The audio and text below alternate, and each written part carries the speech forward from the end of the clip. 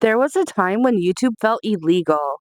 Not literally illegal, but it was definitely the Wild West. No rules, no corporation, no polished thumbnails, no smash that like button, just random uploading whenever they wanted. A guy at the zoo, a kid with braces talking to a webcam, a greeny fight video filmed on a flip phone, someone screaming into a microphone over Halo or Call of Duty gameplay. It was chaos. And somehow, that chaos became one of the most powerful media companies on planet Earth. Today, YouTube decides careers. It creates millionaires, it destroys reputation, it controls what billions of people watch. But the weirdest part of it, the people who built YouTube aren't really the ones winning anymore.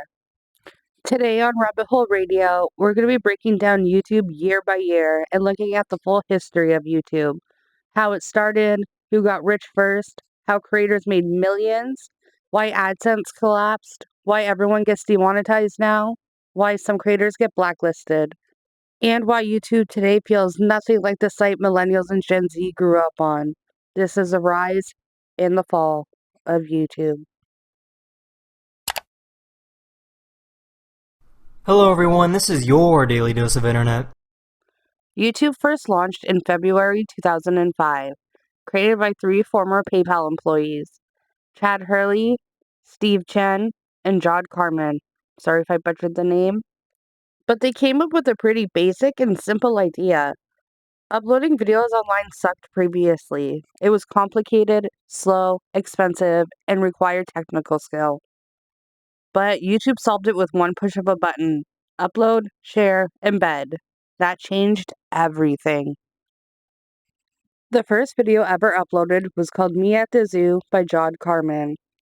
It was an 18-second video of Jod standing in front of elephants. That tiny, meaningless video accidentally launched a revolution. Because for the first time in history, regular people could broadcast themselves to the world instantly. No TV network, no film studio, no permission. YouTube exploded almost instantly. Millions of people were uploading clips, memes, music, TV re-uploads, everything. It grew so fast that bandwidth costs were insane. Then, in October 2006, Google bought YouTube for over $1 billion. At the time, people thought Google was insane. Why pay billions of dollars for a site of cat videos and copyrighted clips? It's because YouTube understood something early. Attention is the most valuable thing on earth, and YouTube had it. Bitch better have my money. This is where everything changed. YouTube launched the partner program. That meant creators could run ads on videos and get paid. At first, only select creators got access.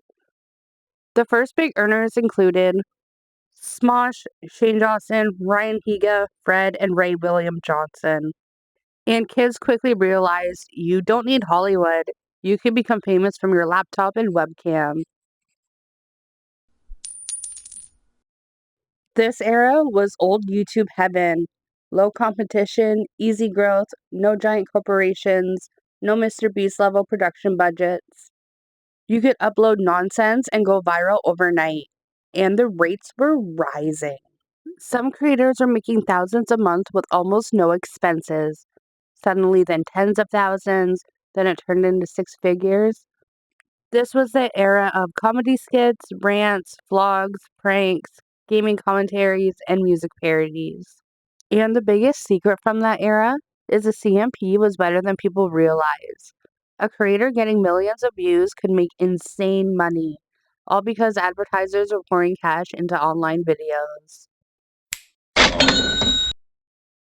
This era was peak YouTube fantasy. This is where people realized one viral channel can make me rich. YouTubers bought mansions, cars, merch empires, tours, book deals, movie deals.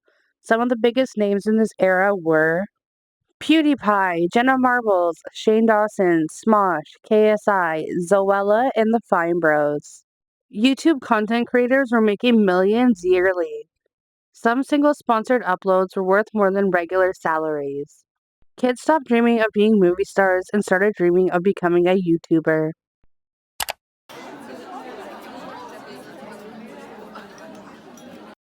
Then, all of a sudden, something happened.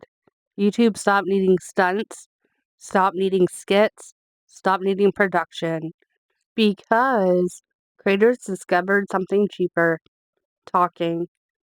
Just sit down, turn on a camera, and tell a wild story. That became one of the biggest eras in YouTube history. This era became the rise of storytime animators, beauty drama channels, how I ruined my life videos, exposing old friends, dating disaster stories, school fights, and traumatic childhood confession videos. The top creators at the time during this era were Tana Mojo, Gabby Hanna, Shannon Rose, Trisha Paytas, Joey Graceffa, Andre Russet, and Alex James. This formula was genius. Low budget, high retention, no expensive editing needed. Humans are addicted to gossip. We always have been. And that's when YouTube learned something terrifying. A person talking about drama for 40 minutes that could outperform a high effort creator who spent months making art. And that's when people learned, why make something that takes a lot of effort when you can just talk about somebody else? This era trained audiences to binge scandals, callouts, confessions, and parasocial storytelling. And once creators learned controversy paid, the next era was inevitable. But big money like that changed the culture. As payouts rose, so did fake behavior. Suddenly, everyone became exaggerated, clickbait heavy, fake emotions, controversy farming. Titles became lies, thumbnails became manipulation, friendships became business deals. And YouTube's algorithm rewarded whoever kept people watching, not whoever was the best, and that system slowly poisoned the platform.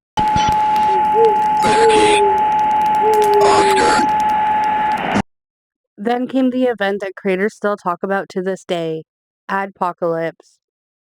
Major brands discovered that their ads were appearing beside extremist videos, offensive content, disturbing videos, and hateful content. Advertisers panicked. They pulled the spending, and YouTube responded brutally. They mass demonetized a bunch of channels.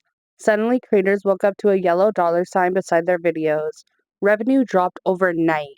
Some lost 80% of their income, and some careers actually ended because of this. This was the moment that YouTube stopped putting their creators first and started putting the advertisers first. And once the Storytime era started, YouTube entered its most chaotic phase, the cancellation era. The platform had grown too large. Advertisers were nervous. Mainstream media had become too powerful. Then massive scandals hit one right after another. PewDiePie was the biggest YouTuber in the world. Then the controversies around edgy jokes, offensive imagery, and later saying a racial slur on livestream, that made global headlines. Brands panicked, media attacked YouTube culture itself, and suddenly advertisers asked, why are we even funding this? If the biggest creator can become a PR nightmare overnight, what are we paying for, just to be canceled as well? And shortly after came one of the most infamous moments of YouTube history. Logan Paul uploaded a video in Japan's forest. I'll put the name of the forest up here because I can't pronounce that, I'm sorry. But it showed an unalived person. Global outrage followed. News outlets covered it everywhere. Celebrities commended him. Parents questioned YouTube entirely, and advertisers pulled back again. This was bigger than one creator. This became YouTube has no control. And if YouTube had to prove itself by pulling ads off people's videos, it was going to do that. Then came the beauty guru wars. Jeffree Star, James Charles, Toddy Westbrook, and Shane Dawson. Millions watched creators destroy each other publicly. They had receipts, they had to make apology videos, and there was manipulation accusations. Then older clips resurfaced of the creators involving offensive jokes and offensive content. Entire empires collapsed overnight, which made brands become even more cautious and pulled back once again. Around this time, this is when many creators believed the blacklist era began. Not always official bans, but quiet punishments. Some creators experienced fewer recommendations, less sponsor interest, completely demonetized. They only had limited features and algorithm suppression. Whether or not every case was real or not, it didn't matter because the fear became real. Creators learned one mistake, one wrong clip resurfaced, or one bad headline, years of work could vanish within seconds. So creators really had to sanitize themselves because advertisers weren't paying for personality anymore. They were paying for safety. The cancellation era didn't just punish controversial people, it changed everybody. People stopped being weird, stopped taking risks, stopped joking freely, stopped experimenting, and YouTube became a lot cleaner, but also a lot colder. By this point, being funny wasn't enough. Being talented wasn't enough. Even being loved wasn't enough. You had to be brand safe. And that changed YouTube forever.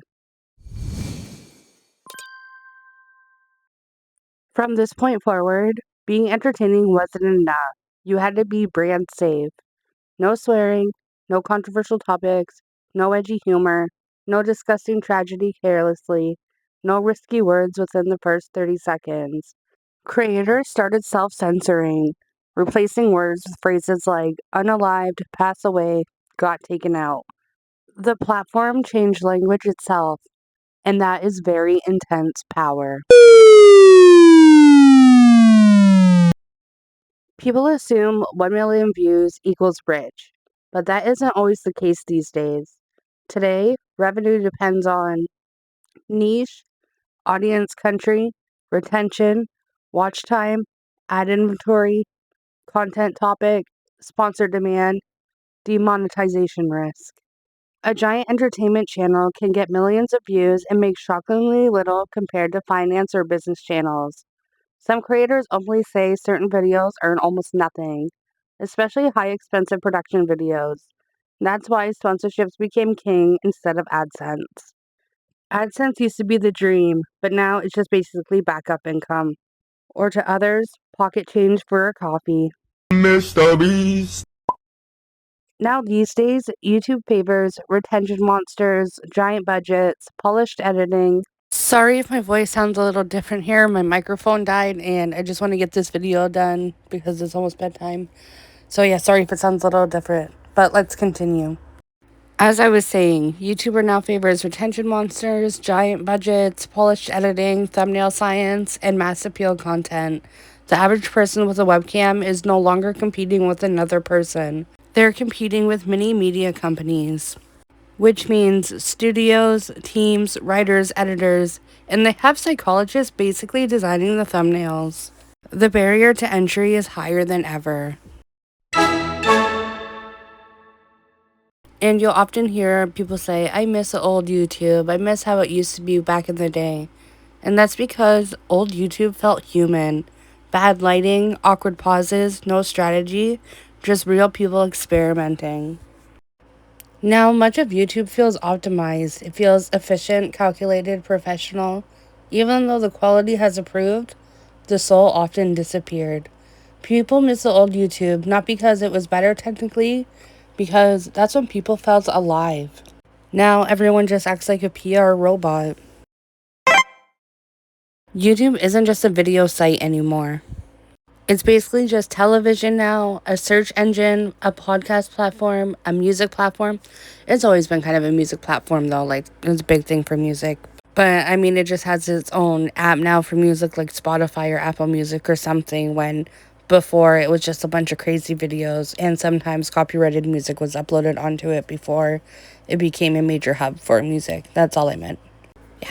A shopping platform, a streaming service, and an ad network. And creators aren't just creators, they're businesses.